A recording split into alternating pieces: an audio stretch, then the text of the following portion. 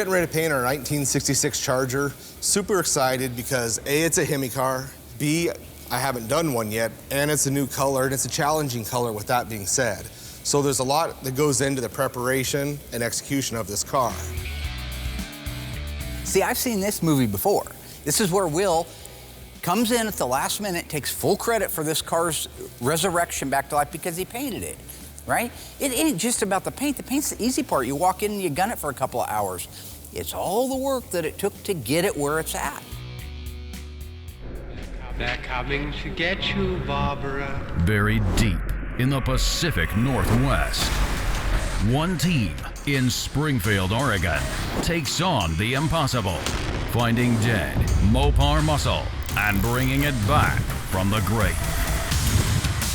Award-winning master of Mopar, Mark Worman, his cousin Doug, his daughter Alyssa, his best friend Royal, his painter Will, and the rest of the GYC ghouls are restoring, resurrecting,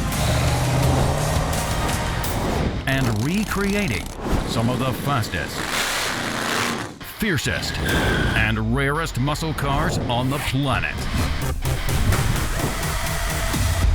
This is Graveyard Carz.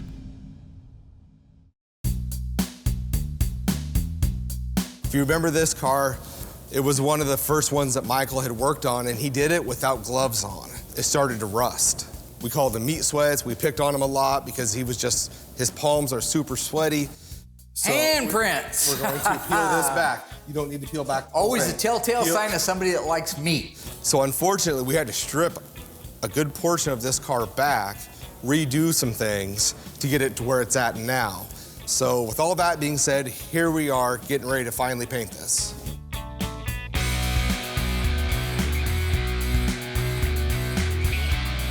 I am really excited to see our 66 Charger moving forward to paint right now because it's been with us a long time, too long, in fact. I bought it for a different client up in Canada and then resold it to another client that we're doing cars for now. The 66 Charger is so unique. If you really just take your time and look at those cars, look at the design, the electroluminescent dash. I mean, what a neat thing. It just glows at night. I wish I had one I could share with you, but we don't have one that's done. The one for the dash isn't done for this car. But in the world of rare, this particular car, being a 426 Hemi and a 4-speed in ZZ1, which is a beautiful color, could very possibly be like one of one that's ever built. We all see 66, 67 first-generation Chargers at the car shows, but how many do you see that are real live Hemi cars, real live 4-speed cars in good colors with the original engine? Very, very rarely do you ever see that. So when I talk about checking out a car's uniqueness, a great example of this, because we've been on for so long doing this, is a few years ago, Sandwich Man, he has his regular name, Tony D'Agostino, yeah, Dagwood, I call him, from the Dagwood sandwiches. Tony was out, we looked at a 1966 Hemi Charger. This was interesting. I was told that the car was one of the 8 or 9 original, maybe a few more than that, NASCAR program cars. It had this really cool air cleaner on it that was cold air induction like NASCAR would have used. It had the spoiler like the NASCARs would have used. So when I called Tony and told him about it, of course, Tony's a very negative human being. His job is to drop a deuce, a Cleveland steamer, right in the middle of whatever it is that you're doing. So when I say, hey, you gotta check out this NASCAR. There ain't no NASCAR, I'll be out in the next flight. Next thing you know, he comes waddling in, and we do a complete inspection of this car. And really, we should just take a second and share some of that because it's fascinating stuff. The only NASCAR program cars I'm aware of are the Daytonas and Superbirds. Mm-hmm. I never say never. But you don't say never with Mopar. I'm not, but I don't have a lot of confidence in it. Okay. This right next to us. The spoiler, that's NASCAR only, right? That is definitely a NASCAR-inspired spoiler. Right, that's definitely NASCAR-inspired, and believe it or not, this was, these came with a handful of these first-generation Hemi Chargers only. It wasn't installed on the assembly line. It was installed at the dealership. It came with the car, but not installed on the assembly line. But it came in the trunk of the car? Yes, like the headers on the D-Barracudas and stuff? Right, like the D-Barracudas, the headers were with the car. See, I didn't know that. Again, you're a little sharper on this older stuff. My opinion, the car left Chrysler as a factory NASCAR program car. I will find out. Granted, the jury's still out. There's no absolute 100%. There's no 2,000%. But when there is, you'll be the 5%. There's no percent. Okay, your eyes just keep getting bigger, so I don't know what that is. This car is a super challenging car to paint because it's a very light metallic, meaning the preparation of this car needs to be perfect, finished off great so you have no sand scratches. Second problem with this, it's a super transparent color. You put layer after layer after layer, you run that chance of the color modeling. It'll look like a zebra. The metallic won't lay out right, so every coat that you lay down, that metallic has to just be 100% perfect. And you're talking like 13 coats of color, and I did this car with the hood on it. So it's a huge car, 13 coats, probably one of the most difficult cars that we've had to spray to date. So with this color, because it's a new color especially, I always start with a spray out card because that tells me how many coats it's going to take to cover. And it's also going to show me how that metallic lays out. So if it starts to model, you'll see if your gun's not perfectly at a 90-degree angle, if you put it on too heavy or too light, that metallic doesn't lay down. It kind of groups together and gives you like a zebra effect. Now on the Plum Crazy cars or the Hemi Orange, those colors are so dark, you really can't see it. But on a super light color, a B5 blue does it also. But on the lighter colors that have heavy metallic, it'll show it plain as day.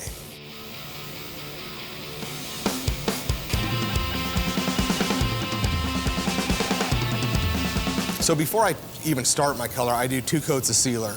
And here are the reasons why. First one is just to ensure that all my 600 grit scratches are filled with that second coat of sealer. Secondly, the car has some of the pre-paint on it, has some primer on it, so I like to seal it and get it all one consistent color, and that way it makes it a lot easier. Being I like to share the whole story, not just take the credit for when something comes out beautiful like Will does, I'll tell you this car had problems. It was overall a good, solid-bodied car. It was actually original paint when I got it. It did need sections of the floor and the trunk floor replaced. Both quarters at the front and the back of the wheel openings were destroyed from rust. We happened to get, if you go back to another episode, when I made Alyssa's cut Stan's hair so I could have that 66 Charger for $100, that 66 Charger donated the quarter panels for this Hemi car. So the little donor car also contributed some other stuff, some trim, ornamentation, the right door, the right fender, and the hood, because ours were a little bit rusty. So never say that a car's garbage and shouldn't have some value to it, because this little car, even though I just paid $100 for it, and Alyssa had to cut his hair, really saved the day on this car. My body man at the time was Ryan. He cut both quarter panels off at the spot welded union where it meets the inner structure of the quarter and put them on as complete skins. You cannot buy these. They are not reproduced, so you have to have good original used ones. So we drilled them off the donor car, sent it over, had them dipped, brought it back and replaced them. We did have some small sections on the wheelhouses that had to be done too, but overall that is a really good, solid metal car.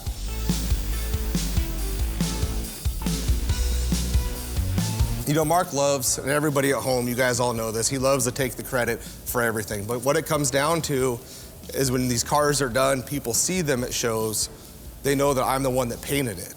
You know, when you think of the Sistine Chapel and who built it, no, you think of, hey, Michelangelo painted it. So I kind of run that same reference, me, Michelangelo. I mean, I'm not saying that skill set's there like that, but you get the point.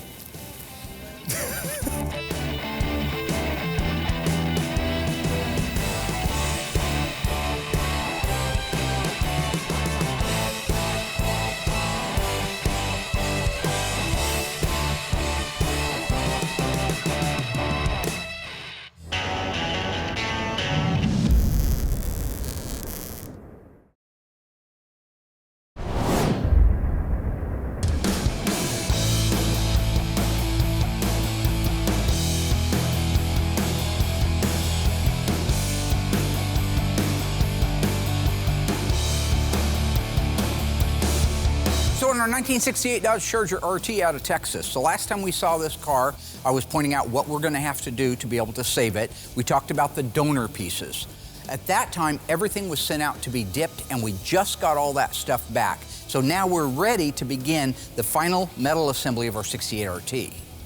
So with the Charger back, really there were no surprises in it. Overall, you could see the problems before we ever got started on it, and they were every bit as evident once it came back.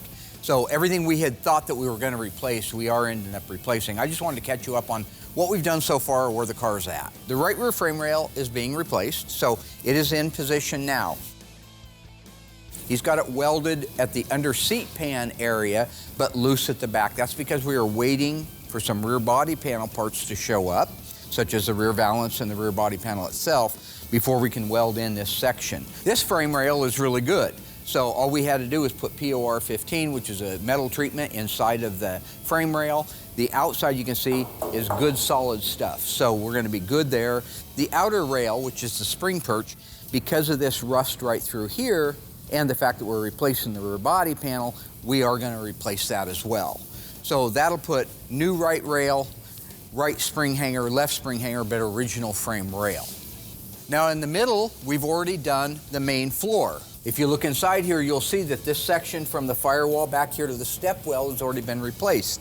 This is our new AMD floor. Look how they've duplicated all of the original welds. Now originally it was spot welded in most areas, but our car aligner won't get in there all the way and get all of those spot welds, so we have to do some plug welding.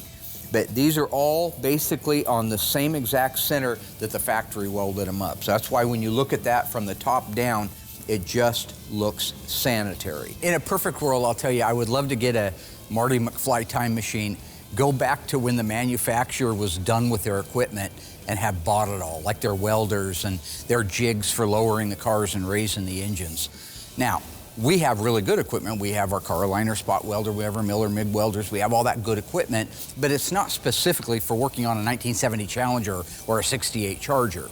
So what we have to do is a combination of both. We use our spot welder when we have access to it. We have a 3-foot long extension, so we can go in quite a ways and do spot welding. So when you watch him putting that panel in, you'll see a combination of spot welding and MIG welding.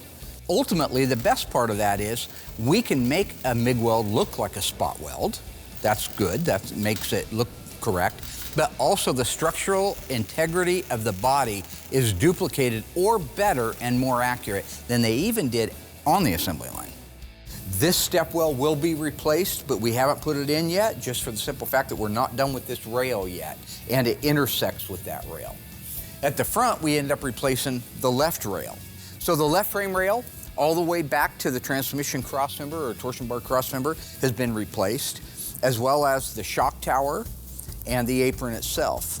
You know, years ago when I first started doing restoration, we didn't have a spot welder. They were out, but we certainly couldn't afford one. And so we did everything with MIG and did the best that we could. For me, it's fascinating to watch the bodymen who really become close with the equipment and know what to expect from it, to watch those guys master their way through things. Like you watch him going along with the spot welder, it's beautiful welds. You can see the smoke coming off of it. You know that you have penetration between both metals, which means you have your integrity, the weld integrity as well as the structural integrity of the car. Watch him do the MIG welding, the exact same thing. You know you have good penetration. You know that we have done as much or more than the factory. So while it is kind of unfortunate that we don't have all of the original equipment to work on these, what we have today would be slower, but perhaps even a better job.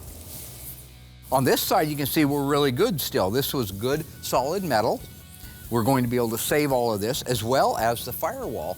Usually there's a lot of rot in these firewalls, and that one is really nice. Once we get the rest of the pieces for the rear body, we will build it out and get to that intricate part, which is that back glass opening that we talked about that was so rotted out.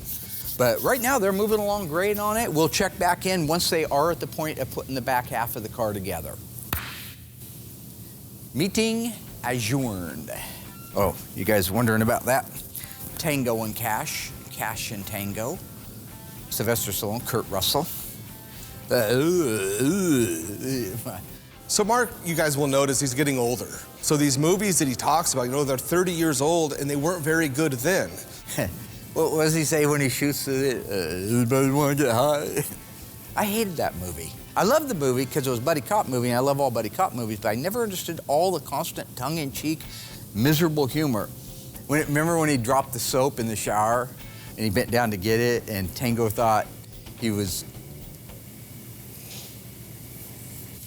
And then he tries to relive it, here we go, 30 years later, and it's still not a good movie. And then at this point, he's just embarrassing himself, and he tries to just write it out for the sake of camera, because he forgets he's actually on TV. So that's how ridiculous and over the top he can be at times.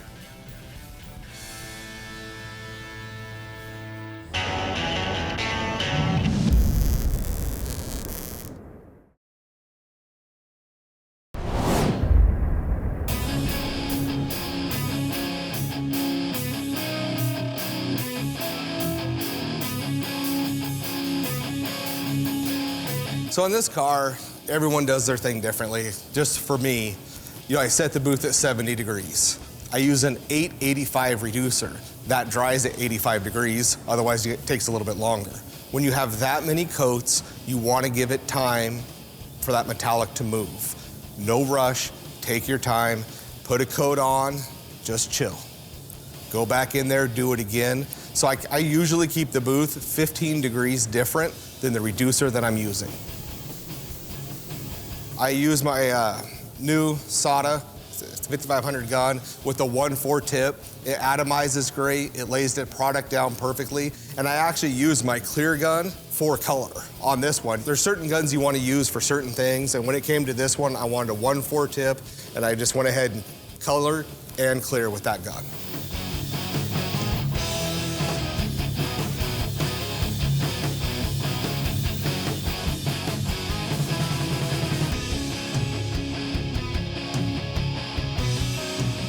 Now, when you're watching him install the trunk floor, the trunk floor extensions, you'll notice that there's a symmetry to the welds. They are about 2 inches on center from each other, which the manufacturer was about 4 inches on center. But it was also a lot of brand new metal back then, and they had a lot, probably more powerful equipment. So I say, weld the hell out of it. Get it solid. I haven't seen anybody pull up a trunk and say, there's too many spot welds there, you lose. Nobody cares about that.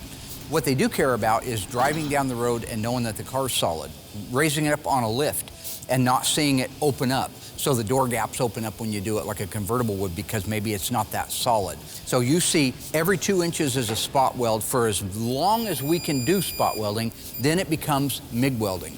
I'm not a metal guy. I've been around it obviously my whole life, but it's always cool to watch them, learn from them. So when it comes like the spot welding, they're not actually filling it with weld, they're just taking the metal and basically kind of fusing it together. So it's always cool to kind of watch them do stuff and pick up tips and what you should do to make it better.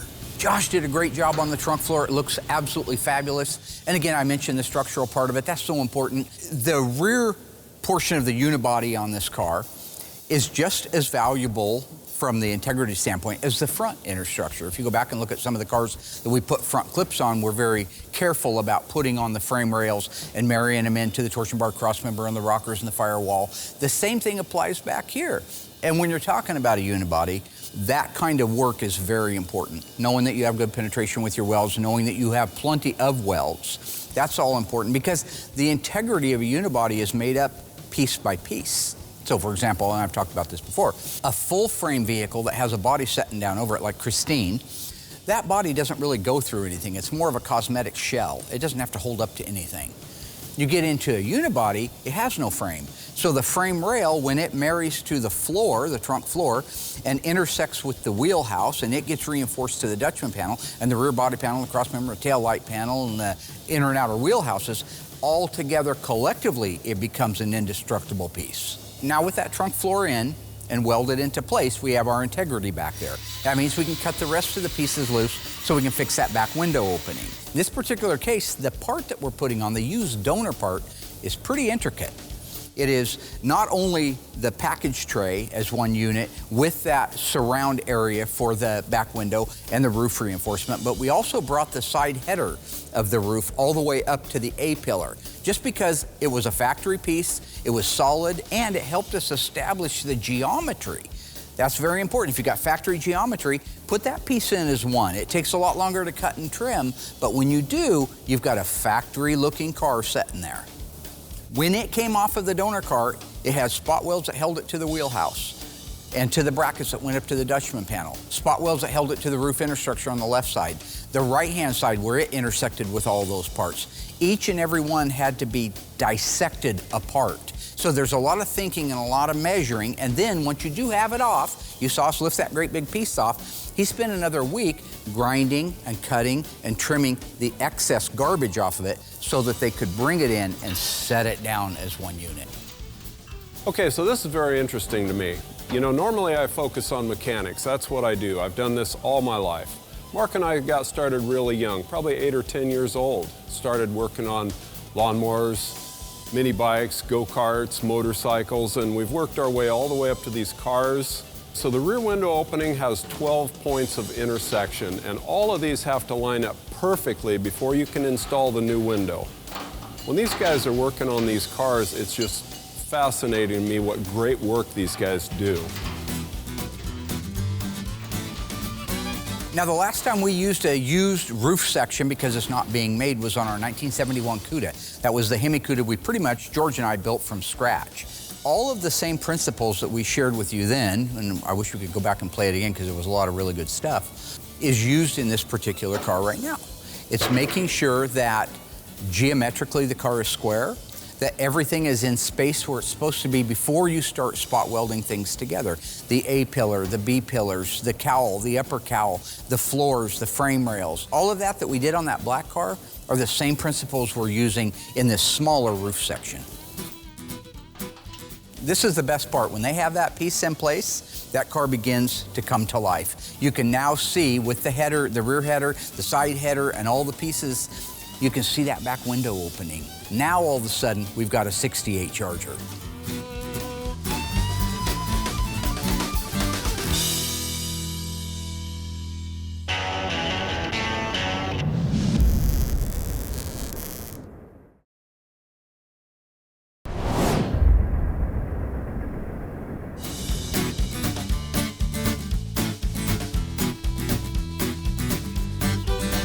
I use the DCU 2002. It's a great clear, it's thick, it really doesn't move much. It's got a great shine, cut and buffs phenomenally. I do 3 coats, some people do 4, but on that you can do 3 coats, still cut and buff and have plenty of material left.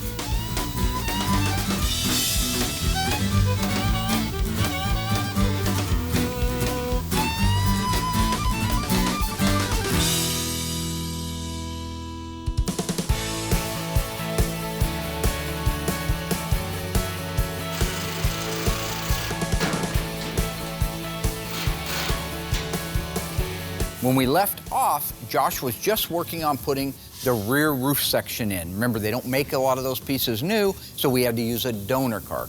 Now the hard part, now the real hard part, and that is making sure that the quarter panels are where they belong in space. So when you look at this car, everything is on it right now. The hood, the fenders, the doors, the quarters are mocked up and ready to weld into place, but there's a reason for that. Now with those quarter panels set where they're supposed to be, there's still a lot of potential movement in them. If you put a quarter panel on and you don't put the door on and the fender on and the hood on like we've done here, it is so easy to get that quarter in the wrong spot. If you get it in the wrong spot, you're either gonna cut it apart and re-weld it, or you're gonna make lines out of mud that you shouldn't have to make, or you're gonna pie cut corners and make openings fit that you shouldn't have to. If he were to weld the front of the door jamb open against the door pillar reinforcement, that quarter panel could shoot up in the air or go down. It could move all over the place. What we want to do is get a couple of establishing welds to hold it where we believe it needs to go to the wheelhouse where it meets the quarter, put one at the bottom, one in the middle, one at the back, and it just holds everything in place so then he can continue to shape the metal as he spot welds it together. So now, when we look, we have a great hood gap. The fender to hood gap is perfect. It's where it should be. Same thing on this side. The fender to the hood gap is a perfect line, front to back. You know, and again, when it comes to the front, same thing. The front of the hood matches the front of the fenders. And I'll show you why that is so important. Because when we get down here to the cowl, this area right here, we cannot move this cowl. This is solid. This is the firewall. We can't do anything with it. So these fenders have to fit that. The hood has to fit the cowl. But the doors have to fit the fenders. So here, when you look, you see we've already taken the time to have a really nice line. This door now has a great alignment with this fender, and up here, if you look, with the upper cowl. Now the door is setting in space on this car where it has to set, because the door has a lot of movement. It could go down, it could go up, it could go back, it could go forward, it could tip like this. All the panels can do that. That articulation in all the panels is there. So before you weld the quarters, which I'm going to show you in a second, are lined up perfectly with the doors, these have to be set. Anybody who tells you they're not, or anybody who does it in their garage and just welds the quarters on and then puts doors on to find out that they don't fit, well, they deserve what they got, because it can't be done that way. So when it comes to SEMA, everybody's super critical. You have to be super critical on yourself because you have the world. It's the biggest car show in the world. Indoors, great lighting, they're all over it. And there's been a mistake here, mistake there. 99% of the time, nobody even sees it. But we have had previous people, I won't use names, we'll just call him the victim, that couldn't wait. You'd build a car, you'd spend 100 hours on it, make it beautiful, and there could be a little dot on the underside that you have to use a magnifying glass to see. You go to a show and be like, yeah, you know, it's a great car, but man, if you get a 90-degree angle with a flashlight and a magnifying glass, there's a little dot there. Where's the shifter boot, or what's the deal? Didn't restore the car, Darren. Didn't restore the car. So as usual, you never quite finish them, even when they go. No, I didn't Darren, get that's how paid the to do a car came out. restoration. It's a collision job. I understand that. It used to just infuriate me. That's a horrible question, Pete. You brought my blood pressure up. I hope that was the last one. You look here at the back of the door where it meets the quarter. Very crucial area. Look at that gap. All the way down, all the way across the bottom.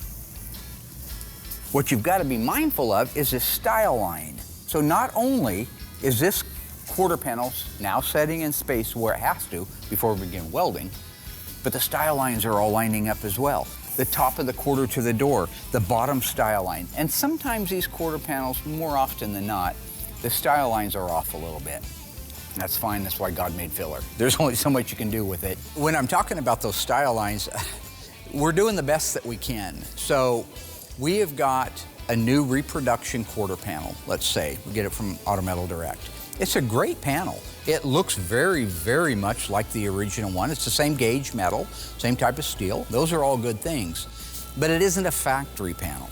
And over time, when they make these panels, maybe it started off a perfect duplicate, but by the time they've stamped 50,000 of them out, it's not so perfect. And what I'm getting at is the style lines.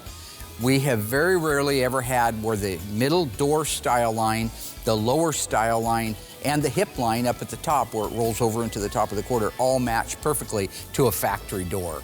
Oftentimes, we do the best, we split the difference, make sure you have your door gap and the top of your door set and the opening at the bottom of the rocker set. Once all those are done, you can just build the rest of it out of mud if you need to. At this point, it is literally ready for the weld on from the front standpoint. I'll show you the back standpoint. So the same thing applies on the back of the car. There's a lot of things to consider when you're aligning the sheet metal. Now, one thing you don't see on here is the trunk lid. He has already fit the trunk lid, and he believes right now that the quarters and the rear body panel and the drain troughs are in space where they belong. But if the body man were to start welding at the front of the quarter and weld it solid, and then come back and weld the wheelhouse solid, and then start welding in the rear body panel solid, all of your movements, all of your chances of doing anything go away. And metal moves. Everybody knows that metal moves when you weld it. This thing could move quite a bit. I built unique racks, we call them frame jigs, that have predetermined locations in them for all of the holes, the alignment holes in the frame rails of these unibodies. So we can't get it wrong. We can't get, as far as the structural part of it, as far as the frame rails, X, Y, and Z, length, width, and height. They're all established. Once you have that frame rail down and into place, you still have a rear body panel and a quarter panel and wheelhouses that have nothing to do with the frame jig. How high you set them, how low you set them, side to side. Those are all the areas that you have to be so crucial with all your measurements. Go out and measure an original car. Those corners for the rear valance extensions, those are miserable from the factory. Look at half a dozen cars, they fit terrible. They're up like this, those are factory. We take our time and try to make them fit better. Same thing for the rear valance, same thing for how those quarter panels go on. All of that has nothing to do with the frame jig. That's up to the technician installing them. So what he wants to do is start up here at the front, at this door opening right here, and do a couple of welds to hold it in place. All the provisions have been made, the plug welds are made. Tack it into place. He wants to hold it rigid. 1 or 2 spot welds here in the wheelhouse. That way the quarter really can't move too much. Nobody can walk by and bump it, even though it's got screws in it. They're still susceptible to movement. Then he'll go to the right-hand side, do the same thing. He will weld up 2 spots in the door jamb opening, a couple at the wheelhouse. At that point, he's gonna refit the trunk lid. Make sure that the deck lid, side to side and front to back, along with the Dutchman panel, are all in perfect alignment. So with that, I'm gonna cut him loose to go ahead and do his tack in place welds at the quarters and at the wheelhouses. He'll fit everything. I'll come out and do a final sign off on the Dutchman to the deck lid alignment, and then he can just weld this car solid.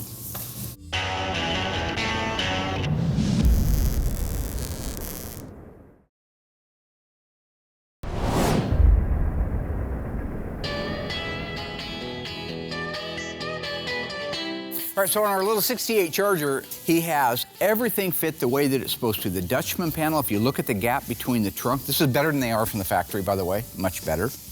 Very even gap from side to side, but if you stand up high and you look down on it, you may see that there's a little taper here in this corner and that corner. That's not because of our fitment, it's because of the replacement Dutchman panel. Needs a little bit of metal work when we're all done before we send this car over to mud. The deck lid, the gaps from the deck lid to the quarter, especially around this crucial sail panel area, so important to get right. A lot of metal work in there, done. Quarter extensions line up perfectly with the deck lid, perfectly. So when you look at this thing as a whole, we have the rear valance on it, the valance corners, which never just fall into place. Anybody who's done those knows absolutely those things are a pain.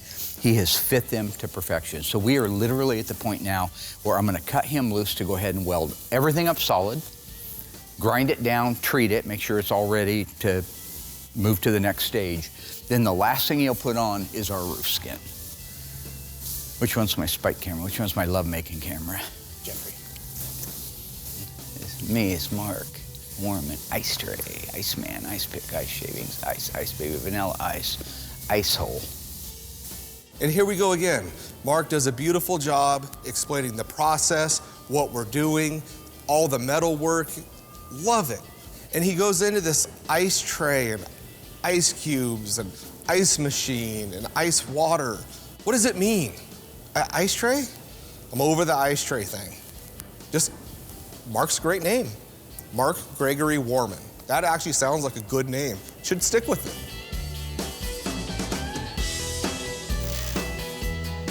Over the years, I've noticed that the metal work is somewhat like mechanical work in that there's a protocol and a flow in order to make these things go together.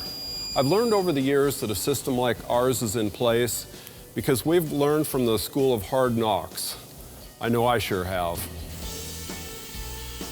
The taillight panel on any car that's a unibody is the heart of where that back end of that car goes. It has to be exactly centered. So when you watch it and you see us just spot welding away and it looks like it's easy and everything's going together, there was hour after hour of concentration on making sure of pre-fitting the quarter panels, pre-fitting the Dutchman panel, taking them all back off again, putting that thing right where it belongs, then put everything back on again. Make sure that you have your trunk gap to Dutchman panel and your quarter gaps to your door gaps, then take it all back off because you have to have access to it to do that spot welding. And that, I believe, is really what sets our restoration shop apart from so many that are out there.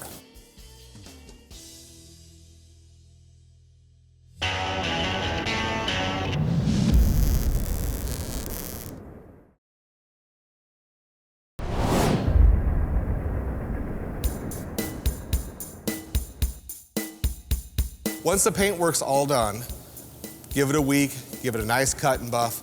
It's great because I have Noah that just jumps right on them. We start with a stick at 800, 1200, 1500, 2000, 3000. That way it makes the buffing process a little bit quicker. We start with the block because it just makes it a little bit flatter. 3M has a great setup, and it's very simple. They have their compounds 1, 2, and 3. Their pads are the same color as the compound. So he just steps it through 1, 2, and 3. So after the buffing's done, you look at it, the car looks like a sheet of glass. Whether I did it or Noah has done it, it's awesome. Take it outside and give it a thorough wash. All the compound, all the dirt, get it nice and clean, roll it back into the booth, mask the whole car up, and do about 2 good coats of undercoating. I don't like to do too much because I don't want to bury work, because when you get too much, people think, you know, what are they hiding? So I don't do it quite like factory. 2 coats where it still does its job. People will look underneath there and say, wow, you know, look at the nice welds, look at the gaps, look how the floor pans are laying.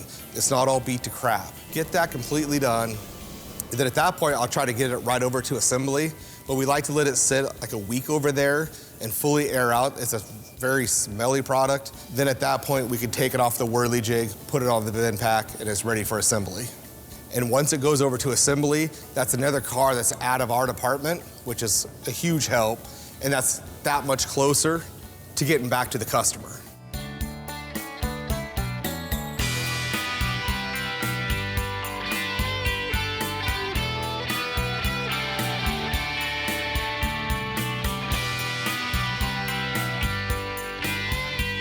All right, so Josh has done an amazing job on our 1968 Dodge Charger. The last time I talked to you, he was getting ready to weld up the quarter panels, the rear body panel, rear valance. You have that done? Oh, yeah. Did a good job? Did a great job. It looks excellent. Excellent. We're ready to put a roof skin on. A couple things. One, he called me out here yesterday to look at the roof skin. He had it fit into position. Everything was fit the way it was supposed to be. Yep. Looked really good. You feel comfortable about it? Real comfortable about it. He made set holes, basically, so when we put this skin back on, they'll go right back into the original holes that we had. Is that true? Yep. Good. He's a little nervous right now, so we just having a little fun with him. I like messing with people. One of my favorite things here at Graveyard Cars, in all seriousness, I love it when new guys are on TV. Michael, Noah, they're brilliant. They just freeze. They don't know how to do anything. Me, on the other hand, I mean, go back to our original pilot that was on the History Channel. Mark was insulting me, I was firing right back, like the cameras aren't even there. I've just been natural at being in front of the camera. Mark said you were a scared little when you first got on camera. That is incorrect. Go back, check the footage. Show the tape, please. I took him to the hole. That's what they call it in basketball, right? I took him to the rack. That guy didn't have a prayer. Matching widths with me, but he's unarmed. You know what I'm saying? Roll the tape. Nice toes, by the way. Congratulations. God, those are great. Bizarrely egg-shaped head and your receding hairline and your itsy-bitsy little ears. Point being, could you maybe perhaps next time just get a little bit less dirt in it? Hey, now here's another thought, too. Did you actually spray this in the booth, or did you go outside and spray it? I did at the beach. So I just want to make sure I got, this is all my fault. These not being painted, my Yes. fault, because I didn't say Simon Says.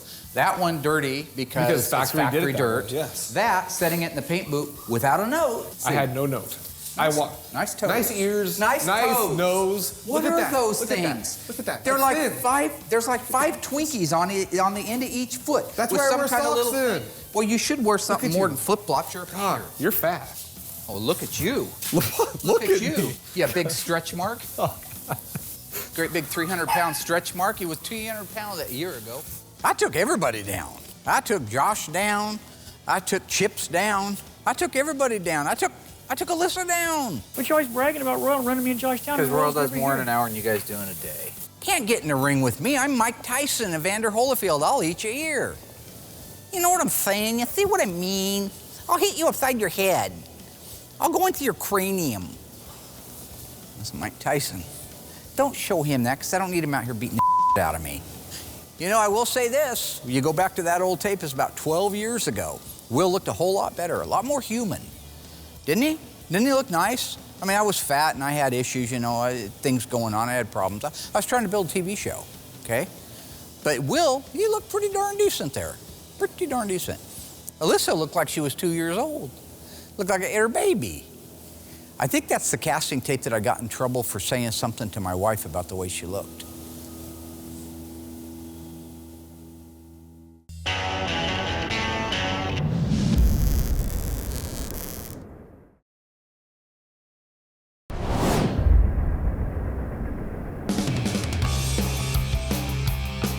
So back in the day, factory would seam seal the crossbows to the roof. That prevents it from kind of oil canning, being super flimsy. Over the years, we kind of find ways what works great, what doesn't. We found a great urethane seam sealer. It adheres phenomenally. So we put that in between those crossbows and the roof skin, hold it down nice and tight, so that way when it goes out to the mudroom for the body work, it's not jumping all over the place. They have a nice solid skin to do their body work to. Okay, looking good, buddy. Let's hop down and grab us a roof skin. Do the do. We can talk about the structural integrity. We can talk about all the panels. All that stuff's important, but really when you see a roof skin going on a car that had no roof skin, that had no back window opening, that had no quarter panels, that had no roof floors, that had no rails, this is really the most rewarding part for me. This is the part that makes graveyard cars fun for me, and it's what makes that 68 Charger come to life.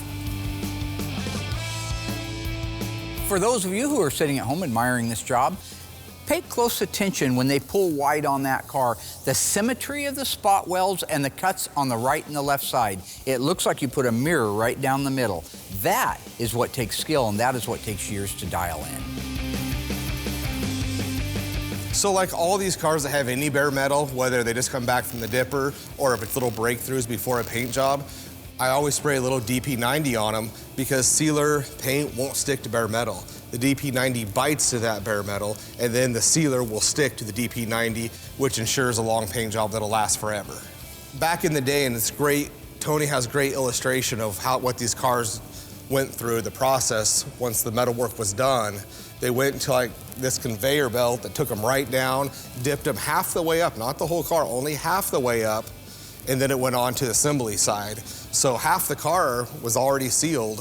Why they didn't do the whole one, it's above my pay grade, but Tony's got great illustration on the process of these cars. So when it came to this Charger in particular, we're not doing body work, paint, the whole process. We're literally just getting the metal work done.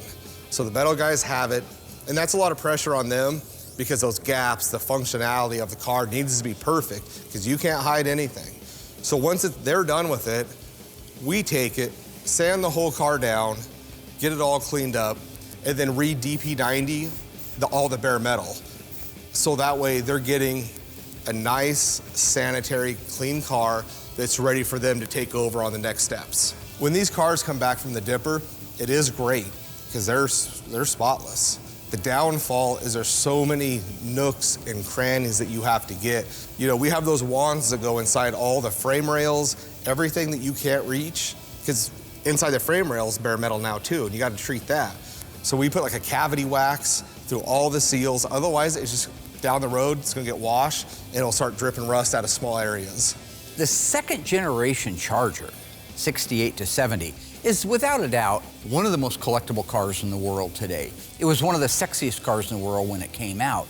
It isn't just the sleek design of it, it's everything. But maybe the single most talked about feature on the 68 to 70 Charger is the roofline. That fast top. Dodge calls it a fast top. Very race car inspired design. The flip top gas cap, the NASCAR style gas cap that sets on the top of the quarter panel. All of these things are what make that car so desirable and so sexy even 50 years later.